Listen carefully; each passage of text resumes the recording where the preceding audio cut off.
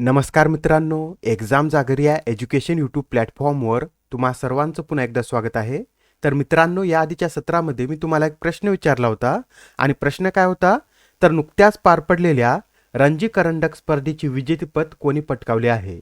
आणि या प्रश्नाचं योग्य उत्तर आहे पर्याय क्रमांक 1, म्हणजेच या रणजी करंडक स्पर्धेचे विजेतेपद हे सौराष्ट्र या संघानं पटकावलेलं आहे. आणि सौराष्ट्र संघाने यामध्ये अंतिम सामन्यामध्ये बंगालला हरवून ही स्पर्धा दुसऱ्यांदा जिंकलेली आहे. आणि तसेच यावेळेसच्या रणजी करंडक स्पर्धेमध्ये प्लेयर ऑफ द सिरीजने अर्पित वासोदा यांना सन्मानित करण्यात आलेला आहे.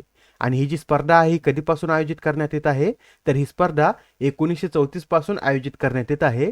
आणि या स्पर्धेचं सर्वाधिक विजेतेपद कोणी पटकावलेलं आहे, तर मुंबई संघाने सर्वाधिक 41 वेळा ही स्पर्धा जिंकलेली आहे. आणि आता आजच्या सत्राचा पहिला प्रश्न पहा. नीती आयोगाचे सीईओ म्हणजे चीफ एक्झिक्युटिव्ह ऑफिसर म्हणून कोणाची नियुक्ती करण्यात आली आहे. तर नुकतीच आता नीती आयोगाचे सीईओ म्हणून BVR सुब्रमण्यम यांची नियुक्ती करण्यात आलेली आहे. आणि आता जे BVR सुब्रमण्यम आहेत हे परमेश्वरन अय्यर यांची जागा घेतील. आणि आता हे जे नीती आयोगाचे सध्याचे सीईओ परमेश्वरन अय्यर आहेत, त्यांची नुकतीच आता जागतिक बँकेच्या कार्यकारी संचालकपदी नियुक्ती करण्यात आलेली आहे. त्यासाठी हे पद रिक्त झालं होतं आणि आता या पदावर BVR सुब्रमण्यम यांची नियुक्ती करण्यात आलेली आहे. आणि आता जे BVR सुब्रमण्यम आहेत हे या पदावर 2 वर्षासाठी कार्यरत असणार आहेत. आणि तसेच सुब्रमण्यम यांच्याविषयी सांगायचं झालं तर ते 1987च्या बॅचचे छत्तीसगड कॅडरचे IAS अधिकारी आहेत. आणि त्यांची याआधी 2021 मध्ये वाणिज्य सचिव म्हणून नियुक्ती करण्यात आली होती आणि ते 30 सप्टेंबर 2022 रोजी या पदावरून निवृत्त झालेले आहेत. आणि तसेच त्यांनी याआधी जम्मू काश्मीरचे मुख्य सचिव म्हणून देखील कार्य केलेलं आहे.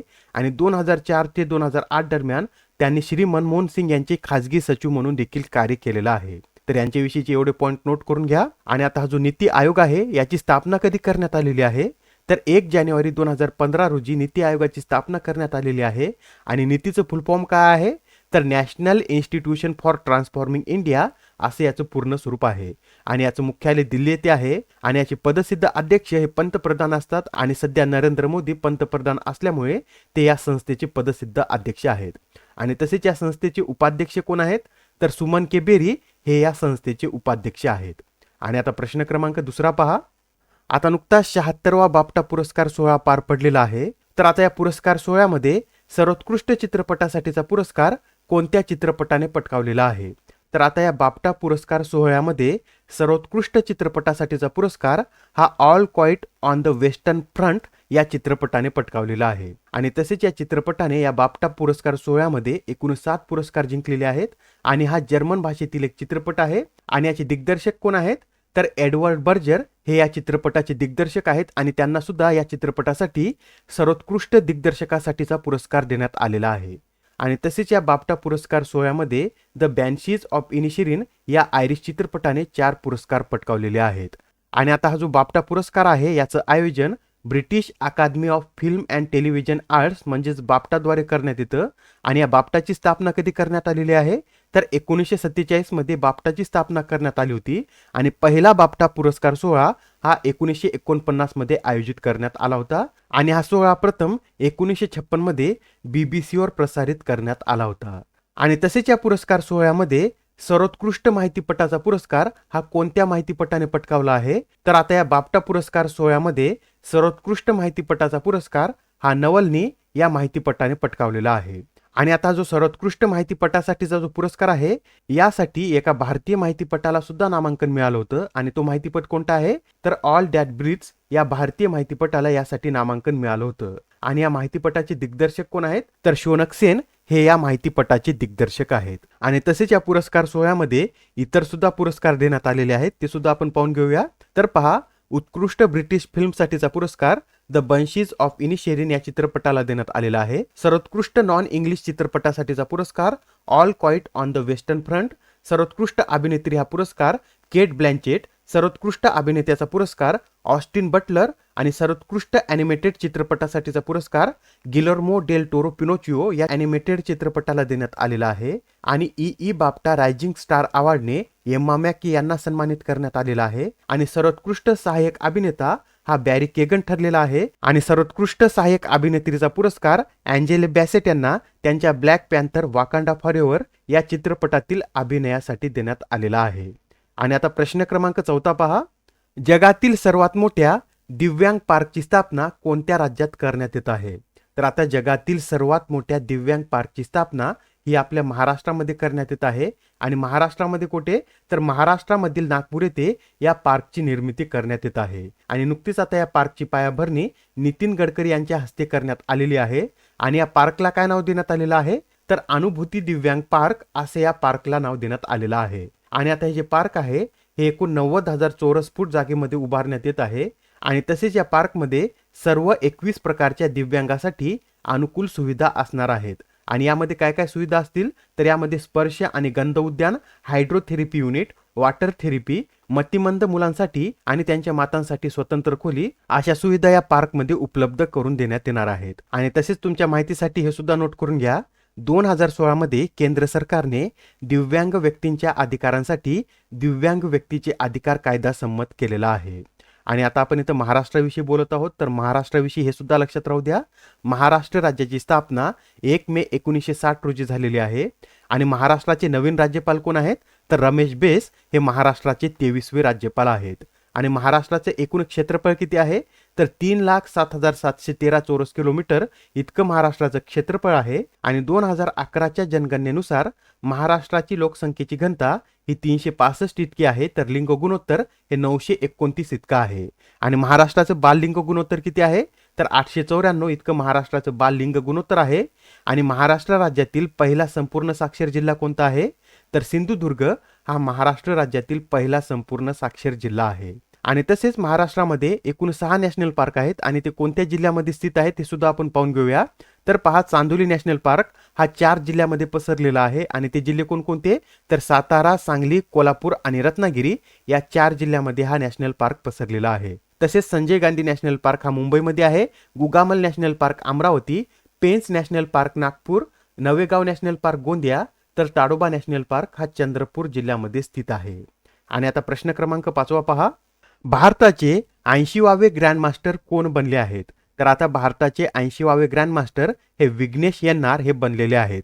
आणि नुकतेच आता त्यांनी जर्मनीमध्ये आयोजित 24व्या नॉर्ड वेस्ट कप 2023 चे विजेतेपद पटकावलेलं आहे.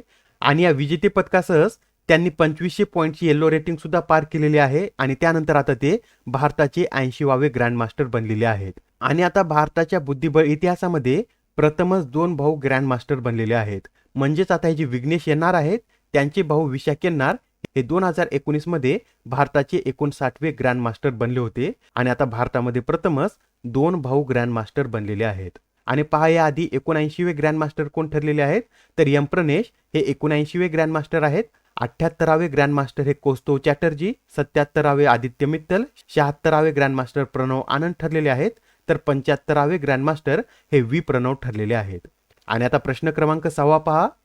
आंतरराष्ट्रीय क्रिकेटमध्ये सर्वात जलद 25,000 धावा करणारा जगातील पहिल्या क्रमांकाचा फलंदाज कोण ठरला आहे? तर आता आंतरराष्ट्रीय क्रिकेटमध्ये सर्वात जलद 25,000 धावा करण्याचा विक्रम हा विराट कोहली यांनी केलेला आहे. आणि आता त्यांनी यामध्ये सचिन तेंडुलकर यांना सुद्धा मागे टाकलेला आहे.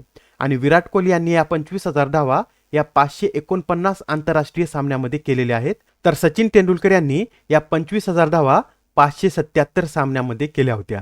तर लक्षात राहू द्या, आंतरराष्ट्रीय क्रिकेटमध्ये सर्वात जलद 25,000 धावा करण्याचा विक्रम आता विराट कोहली यांच्या नावावर आहे. आणि आता प्रश्न क्रमांक 7 पहा. कसोटी क्रिकेटमध्ये सर्वाधिक षटकार मारण्याचा विक्रम कोणी केला आहे?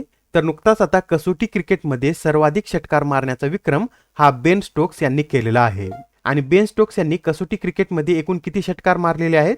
तर 109 षटकार मारलेले आहेत. आणि तसेच यामध्ये दुसऱ्या क्रमांकावर कोण आहेत? तर मॅकुलम हे 107 षटकारासह कसोटीमध्ये सर्वाधिक षटकार मारणारे दुसऱ्या क्रमांकाचे खेळाडू आहेत. आणि तिसऱ्या क्रमांकावर ॲडम गिलक्रिस्ट आहेत, यांनी कसोटीमध्ये 100 षटकार मारलेले आहेत. आणि आता नेक्स्ट क्वेश्चन पहा. अलीकडेच कोणत्या राज्यामध्ये जल जन अभियानाचे उद्घाटन करण्यात आले आहे? तर आता हे जे जल जन अभियान आहे याचं उद्घाटन राजस्थान या राज्यामध्ये करण्यात आलेलं आहे. आणि या अभियानाचं उद्घाटन पंतप्रधान नरेंद्र मोदी यांनी 16 फेब्रुवारी रोजी व्हर्च्युअली केलेलं आहे. आणि आता हे जे अभियान आहे हे कोणाद्वारे राबवण्यात येत आहे? तर ब्रह्मकुमारी संस्था आणि जलशक्ती मंत्रालयाद्वारे संयुक्तरित्या हे अभियान राबवण्यात येत आहे. आणि आता आपण इथं राजस्थान या राज्याविषयी सुद्धा थोडक्यात माहिती पाहूया. तर पहा, राजस्थानचे राज्यपाल कोण आहेत? तर कलराज मिश्रा हे राज्यपाल आहेत. आणि अशोक गेहलोत हे राजस्थानचे मुख्यमंत्री आहेत. आणि राजस्थानमध्ये एकूण 5 नॅशनल पार्क आहेत आणि ते कोणकोणते, तर Ranthambore national park, Keoladeo national park, Sariska national park, Marubhumi national park आणि मुकुंद्रा हिल्स नॅशनल पार्क हे 5 नॅशनल पार्क राजस्थानमध्ये आहेत. आणि राजस्थान या राज्यामध्येच माउंट आबू हे थंड हवेचं ठिकाण सुद्धा आहे. आणि आता प्रश्न क्रमांक 9 पहा.